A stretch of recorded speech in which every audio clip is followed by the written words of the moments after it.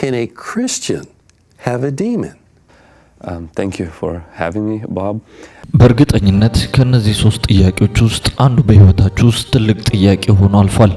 የመጀመሪያው አንድ በክርስቶስ ያመነ ሰው ለአጋንንት ወይም ለጨለማ ዓለም በር ሊከፍት ይችላል ወይ? ሁለተኛውና ብዙ ክርስቲያኖች የሚጠይቁት ጥያቄ አንድ ክርስቲያን የሆነ ሰው ሳያውቅም ሆነ አውቆት አጋንንት ውስጡ ሊገባ ይችላል ወይ? ሶስተኛውና ዛሬ በጥልቀት የምናየው አንድ ሰው አጋንንት ካለበት እንዴት ሊያውቅ ይችላል የሚለው ነው። የነዚህን ሶስት መልሶች ለማወቅ ሙሉ ቪዲዮን ይከታተሉ። ምናልባት እግዚአብሔር ራሳችሁንም ሆነ ሌላ በአቅራቢያችሁ ያለን ሰው እንድታስመልጡ እድል እየሰጣችሁ ይሆናል። በጥሞና አዳምጡ። ዛሬ ቀረብንላችሁ እንግዲህ ብላድ ይባላል። ብዙዎቻችሁ በሶሻል ሚዲያ ላይ በተለይም በዩቲዩብ በጸሎት ህይወቱ ታውቁታላችሁ። ታዲያ ብላድ በዚህ ፕሮግራም ላይ ሲቀርብ የተጠየቀው ሶስት ጥያቄዎች ናቸው። እነዚህንም ጥያቄዎች በሚገባ ያብራራቸዋል። በመጀመሪያ ጠያቂው አንድ ክርስቲያን አጋንንት ሊኖርበት ይችላል ወይ የሚለውን ጥያቄ ያቀረበለት። ብላድም እንደዚህ በማለት ለጥያቄው ምላሽ መስጠት ጀመረ። አዎ ብዙ ክርስቲያኖች ለአጋንንት በር መክፈት ይችላሉ። ነገር ግን በዚህ ሐሳቤ ብዙ ሰዎች ይቃወሙኛል። እንደውም አንድ ጊዜ አንድ ሰው ወደኔ መጣና ብላድ በአንተ ሐሳብ አልስማማም፣ ክርስቲያን በፍጹም አጋንንት ሊይዘው አይችልም ብሎ ነገረኝ። እኔም ጠየቅኳቸው፣ አንድ ክርስቲያን ለዲያብሎስ በር መክፈት ይችላል አልኩኝ።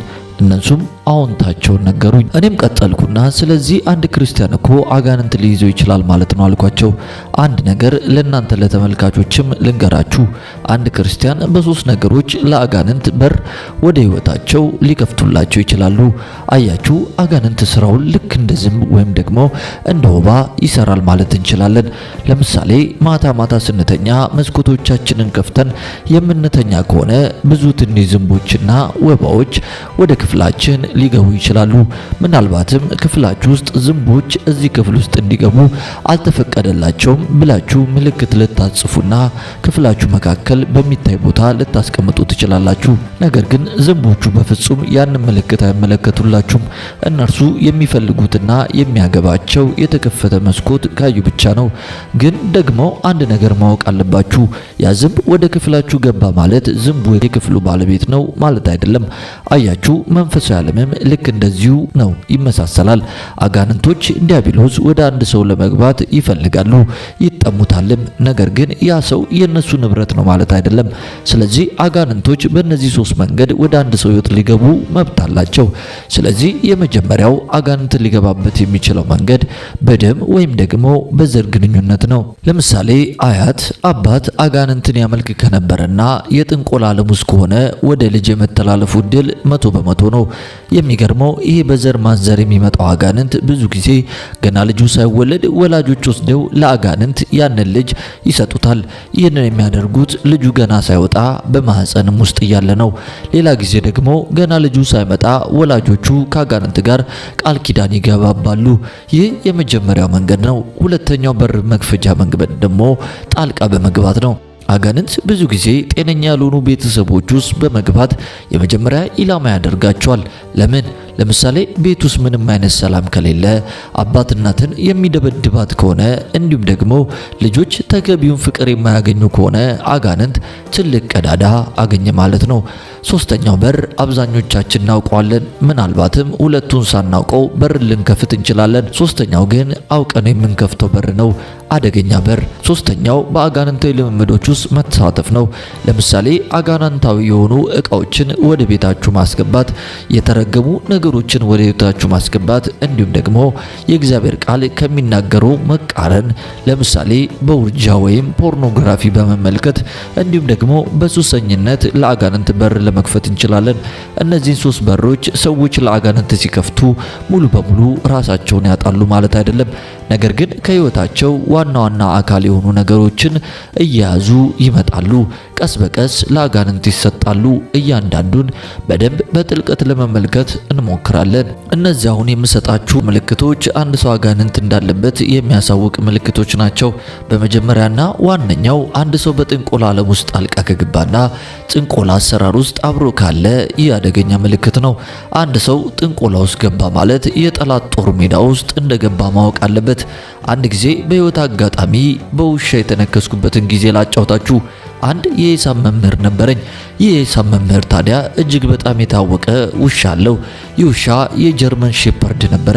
ሁላችንም ይህ ውሻ ለማየት እንጓጓለት ነበረ። አንድ ቀን አስተማሪ ቤት በኩል ሳልፍ ይህንን ውሻ መመልከት አልቻልኩም ነበረ።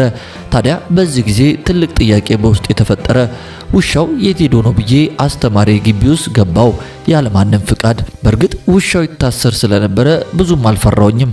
ታዲያ በዚህ ሰዓት ዝቅ ብዬ ውሻው የሚተኛበትን ቤት ተመለከትኩኝ። በዚህ ሰዓት ውሻውን ማየት አልቻልኩም ነበረ። ምናልባትም ጨለም ስላለ ውሻው አልታየኝም ብዬ አስቤ ወደ ውሻው ቤት በድፍረት ቀረብኩኝ። ውሻው ቤት አጠገብ ደረስኩና ዝቅ ብዬ ተመለከትኩ። አሁን የውሻው ግቢ ውስጥ ነኝ። ከግቢውም አልፎ ውሻው የሚኖርበት ስፍራ ላይ ነኝ። ጠላት ባለበት መንደር መጫወት መቀለድ እንደማለት ነው። አያችሁ፣ ድንገት ውሻው ወደ እኔ ቢመጣ የትም ማምለጥ አልችልም ማለት ነው። ይህ ደግሞ የኔ ጥፋት ነው። ቀድሞ ውሻው ወዳለበት ስፍራ ስጠጋ ለካስ ያላየሁት ውሻው ከቤቱ ጀርባ ተኝቶ ነበረ። በዚህ ሳነው ድንገት ብድግ ብሎ ያዘኝ፣ እንዳልነበርኩ አደረገኝ። ምናልባትም አስተማሪው ባይደርስልኝ ኖሮ ያ ውሻ እዛው በልቶኝ ይገለኝ ነበር ማለት ይቻላል። እጅግ በጣም አደገኛ ነበረ። ውሻው በንክሻ ደም በደም አደረገኝ። በንክሻው ምክንያት የተለያዩ የሰውነት ቦታዎች መሰፋት ነበረብኝ። አያችሁ፣ ከዛ በፊት ውሻው ሁልጊዜ የሱን አካባቢ መርገጥ ስለማልችል እና ውሻው አጠገብ ስለማልደርስ ውሻው ከውስጥ ሆኖ እኔ ከውጭ ሆኜ እኔ ላይ ይጮህብኝ ነበረ። አሁን ግን ውሻው አካባቢ ላይ ስላልደረስኩኝ ውሻው እኔን ለመንከስ ቻለ። በደንብ አድምጡኝ። ምን ጊዜም ቢሆን የጠላት ቀጠና ውስጥ ገብተን ጠላት እንዲጮህብን ብቻ አንጠብቅ። ምክንያቱም እሱ ያለበት ስፍራ ነን። መቼም ቢሆን ሊነክሰን ይችላል። እንደዛ ጠላት ባለበት ስፍራ ጥንቆላ ውስጥ ሐሰተኛ ሃይማኖት ውስጥ ስንገባ ምንጊዜም የጠላት ቀጠና ውስጥ መሆናችንን ማወቅ አለብን። በየትኛውም ጊዜ አጋንንት መጥቶ ሊወስደን ይችላል። እሱ ቀጠና ውስጥ እስካለን ድረስ እንደፈለገ ማሰቃየት ይችላል። የዲያብሎስ ዋነኛ ስፍራ ጥንቆላና ሐሰተኛ ሃይማኖት ወይንም ደግሞ እግዚአብሔር የለም ማለት ነው። እንዲያውም ከዛ በኋላ ዶክተር መጥቶ አተረፈኝ። ሁልጊዜ ለሰዎች ስናገር እንደዚህ እላቸዋለሁ፣ እናንተም አደጋው ስትሆኑና ሰይጣን ሲቦጫጭቃችሁ ሐኪሙ ኢየሱስ ጋር ሂዱ። መቼም ቢሆን ለችግራችሁ ስትጣሩ ኢየሱስ ቀድሞ ይደርስላችኋል። አያችሁ፣ ሁልጊዜ ዲያብሎስ ሁለት ዓላማ አለው። ሁልጊዜ አንድ ሰው ኢየሱስ ክርስቶስን እንዳያይ፣ በተለይ ደግሞ የግል አዳኙ አድርጎ እንዳይቀበል ይፈልጋል። ይሄ የመጀመሪያ ዓላማው ነው። ሁለተኛ ደግሞ ምናልባትም ይህ ሰው ኢየሱስ ክርስቶስን የሚያውቅ ከሆነ ከዛ በላይ ኢየሱስን እንዳያውቀው ያደርገዋል። ለዛ ነው ብዙ ጊዜ ሰዎች መንፈሳዊ ለመሆን ሲጣጣሩና መንፈሳዊ ነገሮችን ሲያደርጉ፣ መጽሐፍ ቅዱስ ሲያነቡ፣ ጸሎት ሲያደርጉ፣ ኢየሱስን የበለጠ ማወቅ ሲፈልጉ መንፈሳዊ ጥቃት ይላክባቸዋል። ከዛ በፊት ለብዙ ነገር የማይደክማቸው ሰዎች ድንገት ይደክማቸዋል። ድንገት ብዙ ሰው ይፈልጋቸዋል። ብዙ ጊዜ ስልካቸው ይጠራል። የተለያዩ ተጽዕኖዎች ይደረግባቸዋል። ማለትም በመንፈሳዊ ዓለም እነዚህ ሰዎች ኢየሱስን ማግኘት እንዳይችሉ ይደረጋሉ። ልክ አንድ ሰው እጅና እግሩን አስሮ ወደ ሆነ ቦታ እንደመልቀቅ ነው። ያንን ነገር ይፈልጋል። ብዙ ነገር ያያል፣ ይመኛል። ነገር ግን መንካትም ሆነ ወደዛ መጠጋት አይችልም። ምክንያቱም እጅና እግሩ ተሳስሯል። በመንፈሳዊ ዓለም ልክ እንደዚህ አይነት ጥቃት ነው የሚላከው። ምንም ያህል ቢጥሩና ቢሞክሩም እንኳን ህይወታቸው እጅግ በጣም ከባድ ይሆንባቸዋል። ብዙ የስራ ጫና፣ የቤተሰብ ውጥረት ይበዛባቸዋል።